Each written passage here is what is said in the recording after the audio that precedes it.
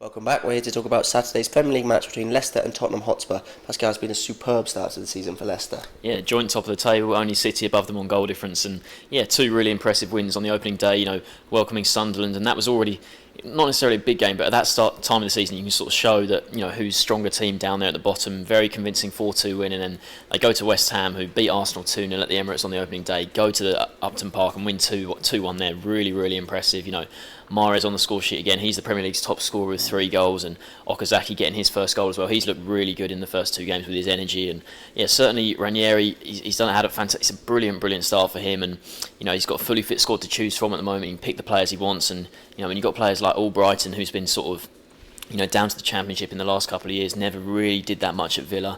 Like Jamie Vardy running, there's just so much energy in the team, and they're going to be so hard to play against when they've got a fully fit squad like this, because they're just constantly running, just not making it easy for you. And the finishes they had, Mahrez's finish was absolutely brilliant. Okazaki, his willingness to get in there, brilliant goals from them, and yeah, they look really good at the moment. Yeah, you mentioned a lot of their key players there, and they have got so many players that make it so difficult for the opponents, haven't they? Mahrez, I'm a big fan of his. I think he's such a tricky player. He's good enough, I think, to play for a team higher than Leicester, to be honest. If he gets a bit more consistency in his play, which he looks to have done so far this season. Okazaki, as you say, really good start from him, and the predatory instincts to get in. He had his first shot really well saved, but he didn't give up and got in there, got the goal. Really good signs from him. And Vardy, he had off-field troubles last season, but came back and put in another energetic performance. They are going to be a very tough team to play against, and the thing about Leicester is they showed it last season, they've shown it so far this season. Once they get a bit of momentum going, it's very, very hard to stop them. Even the top teams will struggle to stop them. So I think Ranieri, as you say, has done a very good job so far for them. There was questions over him when he came in.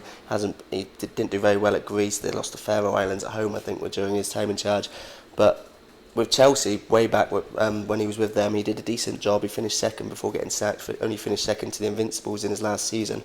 So I think some of the questions were unfair over him, and he's certainly starting to show that he is a very good manager. Again, he's made a superb start with Leicester. And then I think they're looking to strengthen again. I've seen today that they've pretty much sewn up the signing of Gökhan Inler, and that seems to be a like-for-like replacement for Cambiasso. Another player coming from Serie A, where you need those doggy midfielders in the middle, and they've conceded 3 goals in their first 2 games, so that's something he'll want to put right. I know they've done really well to outscore their opponents, but 3 goals in 2 games, he'll want to sort of shore up that defence, and certainly a player like Inler in there who can break up the play in the middle. Especially without Cambiasso this season, he was so good for them last year. I mean, he scored some goals as well for them. I'm not sure Inler will come in and score many goals, but it will certainly help in the middle to break up play, because I'm quite surprised to see someone like, say, Andy King. He's been a regular fixture in the first 2 games, and for me, I'm not sure if Andy King is a Premier League regular sort of player. I think he might be the player who potentially drops out if Inler comes in, and certainly a sign of intent. Inler been at Napoli, one of Italy's best clubs for a few years now, and if they can secure that signing, it'd be really, really impressive, and yeah, things look really good for them. They do, very promising times for Leicester, and they'll be coming into this match with a lot more momentum than Tottenham for sure. They've had a pretty poor start to the season, 1 point from 2 games.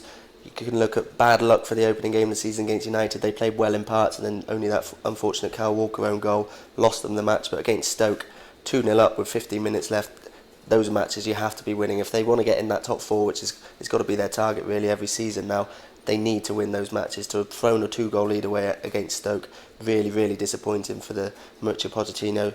And they played all right for long parts, but Stoke had their chances. Tottenham had their chances too, don't get me wrong, but Lloris was forced into a few really good saves to keep Stoke out as well. So it wasn't an entirely unjust result for Stoke either, which will be a bit of a worry, because although Stoke have improved this summer, again, they are teams, the sort of teams Tottenham need to be beating if they're to make that step up to Champions League football. Certainly, and Harry Kane still waiting for his first goal of the season, isn't he? Absolutely brilliant last season, but he's still waiting for his first goal, and now he's a doubt for this game. And if he's not there, again, in the Stoke game, they didn't have any other striker on the bench. It's whether, say, if Kane can't play this week, they've been in for Berahino, but I've read reports that bid's been rejected, so they're probably going to give up on him.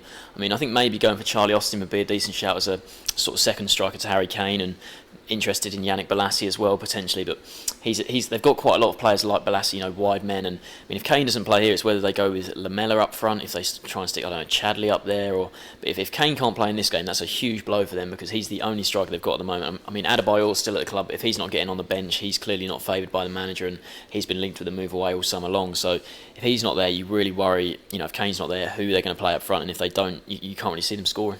It would be a big blow because, as you say, Leicester have been a bit leaky in defence as well. So Leicester are going for their 5 home wins in a row for the first time in the top flight in 31 years. Do you think they can get it? I'm going to go for a draw here. I think Kane. He should play. He's a bit of a doubt, but I think given that Spurs don't have much else, Pochettino will say, look, we'll play in this one, and then surely in the sort of final week of the transfer window, they've got to go for another striker. They just have to. Now they've lost Soldado.